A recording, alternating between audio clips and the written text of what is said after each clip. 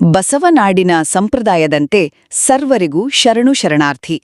ಇವತ್ತು ನಾವು ವಿಶ್ವಗುರು ಬಸವಣ್ಣನವರ ಒಂದು ಅದ್ಭುತ ವಚನದ ಸಂಕ್ಷಿಪ್ತ ವಿಶ್ಲೇಷಣೆ ಮಾಡೋಣ. ಅಂದಹಾಗೆ ಈ ವಿಶ್ಲೇಷಣೆ ನಮ್ಮ ಬಯಲನೆ ಬಿತ್ತಿ ಯೂಟ್ಯೂಬ್ ಚಾನೆಲ್ನ ಒಂದು ಸರಣಿ ಕಾರ್ಯಕ್ರಮ. ದಯವಿಟ್ಟು ನಮ್ಮ ಚಾನೆಲ್ ಅನ್ನು ಸಬ್ಸ್ಕ್ರೈಬ್ ಮಾಡಿ ನಮಗೆ ಬೆಂಬಲ ನೀಡಿ. ಈ ವಚನ ಇದೆಯಲ್ಲ, ಇದು 12ನೇ ಶತಮಾನದ ಸಾಮಾಜಿಕ ವ್ಯವಸ್ಥೆಯ ಮೇಲೆ ಬೆಳಕು ಚೆಲ್ಲುತ್ತೆ. ಈಗ ಪೂರ್ತಿ ವಚನವನ್ನೊಮ್ಮೆ ಕೇಳಿ. ಊರಿಗೆ ಹೊಸಬರು ಬಂದರೆ ಪುರದೊಳಗಣ ಶ್ವಾನ ನೋಡಿ ಬಗುಳದೆ ಸುಮ್ಮನೆ ಬಿಡುವುದೇ. ಊರಿಗೆ ಹೊರಗಾದ ಶರಣರು ಊರುಗಳ ಮಧ್ಯದೊಳಿರಲು ದೂಷಕರು ದೂಷಿಸದಿಪ್ಪರೆ ಅಯ್ಯ. ದೂಷಕರ ಧೂಮಕೇತುಗಳು ನಿಮ್ಮ ಶರಣರು ಕೂಡಲ ಸಂಗಮ ದೇವಾ. ಕೇಳಿದ್ರಲ್ವಾ? ಇದರ ಒಳಾರ್ಥ ಏನು ಅಂತ ನೋಡೋಣ.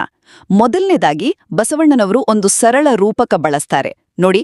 ಊರಿಗೆ ಯಾರಾದ್ರೂ ಹೊಸಬರು ಬಂದ್ರೆ ಅಲ್ಲಿನ ನಾಯಿ ಸುಮ್ನಿರುತ್ತಾ? ಇಲ್ಲ, ಬೊಗಳುತ್ತೆ ಅಲ್ವಾ? ಅದೇ ರೀತಿ ಅಂದಿನ ಜಾತಿ ಪದ್ಧತಿಯನ್ನ ಪ್ರಶ್ನಿಸಿದ ಶರಣರನ್ನ ಸಂಪ್ರದಾಯವಾದಿಗಳು ದೂಷಿಸುವುದು ಸಹಜ ಅಂತಾರೆ. ಎರಡನೇದಾಗಿ ಈ ಸಂಘರ್ಷಕ್ಕೆ ಕಾರಣ ಏನು ಅಂತಾನೂ ಹೇಳ್ತಾರೆ. ಶರಣರು ಯಾಕೆ ಊರಿಗೆ ಹೊರಗಾದವರು? ಯಾಕಂದ್ರೆ ಅವರು ಹುಟ್ಟಿನಿಂದ ಬರುವ ಜಾತಿ ವ್ಯವಸ್ಥೆಯನ್ನೇ ತಿರಸ್ಕರಿಸಿದ್ರು. ಲಿಂಗಾಯತ ಧರ್ಮದ ಪ್ರಕಾರ ದೇವರು ನಿರಾಕಾರ. ಹಾಗಾಗಿ ಮೂರ್ತಿ ಪೂಜೆ, ಸಂಸ್ಕೃತದ ಪುರೋಹಿತಶಾಹಿ ಇದನ್ನೆಲ್ಲ ಅವರು ವಿರೋಧಿಸಿದ್ರು. ಇದೇ ಕಲ್ಯಾಣ ಚಳುವಳಿಯ ಮೂಲ ಉದ್ದೇಶವಾಗಿತ್ತು. ನಮ್ಮ ಈ ಪ್ರಯತ್ನಕ್ಕೆ ನಿಮ್ಮ ಬೆಂಬಲ ತುಂಬನೇ ಮುಖ್ಯ. ದಯವಿಟ್ಟು ನಮ್ಮ ಯೂಟ್ಯೂಬ್ ಚಾನೆಲ್ ಅನ್ನು ಸಬ್ಸ್ಕ್ರೈಬ್ ಮಾಡಿ. ಕೊನೆಯದಾಗಿ ವಚನದ ಕೊನೆಯಲ್ಲಿ ಒಂದು ಎಚ್ಚರಿಕೆ ಇದೆ. ದೂಷಕರ ಧೂಮಕೇತುಗಳು ನಿಮ್ಮ ಶರಣರು ಅಂತಾರೆ.